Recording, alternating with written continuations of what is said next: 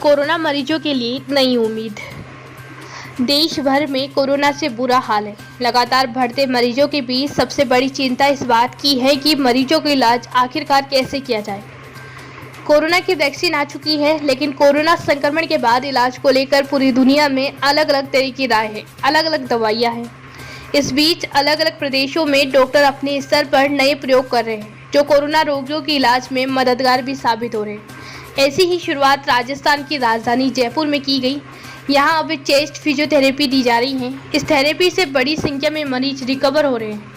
Corona संक्रमित जो मरीज ऑक्सीजन की कमी के चलते परेशान हो रहे हैं, उनके लिए चेस्ट थेरेपी कारगर साबित होती नजर आ रही है। इसके जरिए जयपुर के कई अस्पतालों में भर्ती मरीजों को न केवल सैचुरेशन बढ़ा है, बल्कि मरीज के लंग्स की रिकवरी भी तेजी से हुई है। ऐसे भी रिजल्ट सामने आए हैं कि जो मरीज ऑक्सीजन सपोर्ट पर थे, इस थेरेपी से उनका ऑक्सीजन लेवल नॉर्मल हो गया। पिछले दिनों कोरोना संक्रमितों का सैचुरेशन लेवल कुछ स्तर तक बढ़ाने के लिए डॉक्टरों ने जिस तरह प्रोनिंग करने की सलाह दी, ठीक उसी तरह चेस्ट फिजियोथेरेपी के जरिए भी मरीजों का ऑक्सीजन लेवल बढ़ाकर उसे संतुलित लेवल पर लाया जा सकता है। जयपुर के री लाइफ हॉस्पिटल के चीफ फिजियोथेरेपी डॉक्टर अवतार डोई ने बताया कि जयपुर में चेस्ट फिजियोथेरेपी को अभी दूसरे अस्पतालों में शुरू नहीं किया गया है, लेकिन हमने व्यक्तिगत रूप से कुछ अस्पतालों में जाकर मरीजों को ये थेरेपी दी। उन्होंने बताया कि बीते 15 से 20 दिन के अंदर 100 से ज़्यादा मरीजों पर ये थेरेपी अपनाई है। इसके बहुत से अच्छे रिजल्ट मिले हैं। इस थेरेपी से न केवल मरीज का सैचुरेशन लेवल बढ़ा, बल्कि फेफड़ों की रिकवरी भी तेजी से हुई।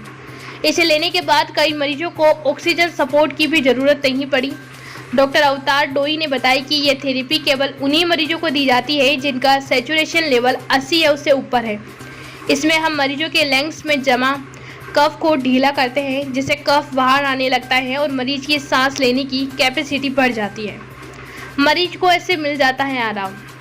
कोविड मरीजों के फेफड़े वायरस से डैमेज तो होते ही है, साथ ही कई मरीजों के फेफड़ों में टाइट कफ जमने की शिकायत भी होने लगती है। कफ जमने से फेफड़े अपनी क्षमता के मुताबिक काम नहीं करते। इसके कारण मरीज की रिकवरी भी देरी से होती है। रिकवरी की स्पीड को बढ़ाने के लिए मरीज के फेफड़े से कफ हटाना जरूरी होता है, ताकि वे अच्छे से काम कर सके और मरीज सांस ले सके। फेफड़ों में जमे टाइट कफ को ढीला कर बाहर निकालने के लिए डॉक्टर अलग अलग दवाइयाँ देते हैं, जिनमें समय लगता है, जबकि चेस्ट थेरेपी से बिना दवाइयों के कफ को ढीला करते हैं और वह अपने आप मरीज के शरीर से बाहर निकलने लगता है। मरीज के शरीर से जब कफ बाहर आता है तो उसे सांस लेने में आसानी होती है। संक्रमित फेफड़े भी जल्दी से रिकवर होते हैं। सीटी स्कैन की रिपोर्ट के आधार पर होती है थेरेपी। डॉक्टर डोई ने बताया कि चेस्ट थेरेपी में भी 3 तरह के वॉल्यूम हैं, जो मरीज की स्थिति को देखते हुए तय किए जाते हैं। चेस्ट थेरेपी में पहले ये देखा जाता है कि फेफड़ों की किस पार्ट में ज़्यादा कफ जमा है। सीधे हाथ की तरफ बने फेफड़े 3 पार्ट और उल्टे हाथ की तरफ बने फेफड़े के 2 पार्ट्स होते हैं। इसके लिए मरीज की सीटी स्कैन रिपोर्ट देखी जाती है। इस रिपोर्ट के आधार पर अलग अलग स्थिति में थेरेपी दी जाती है। थेरेपी में सबसे पहले मरीज से वाइब्रेशन के जरिए और उसके बाद मैन्युअली हाथों से थप्पी देते हुए टाइट कफ को ढीला किया जाता है। होता है, स्पूटम होता है, उसको रिलीज करने में, सिक्रेशंस को लंग से आउट करने के लिए हेल्पफुल होती है, जिससे कि उनकी लंग वॉल्यूम, जो फेफड़ों की जो कैपेसिटी है कि इनहेल करने की ऑक्सीजन को, वो बढ़ जाती है। तो अभी तक हमने कई हॉस्पिटल के अंदर हमने इस तरह की व्यवस्था की है और हमारी पूरी री लाइफ हॉस्पिटल की पूरी टीम कई हॉस्पिटलों में जाके इस तरह के पेशेंटों को हम थेरेपी दे रहे हैं, चेस्ट थेरेपी दे रहे हैं।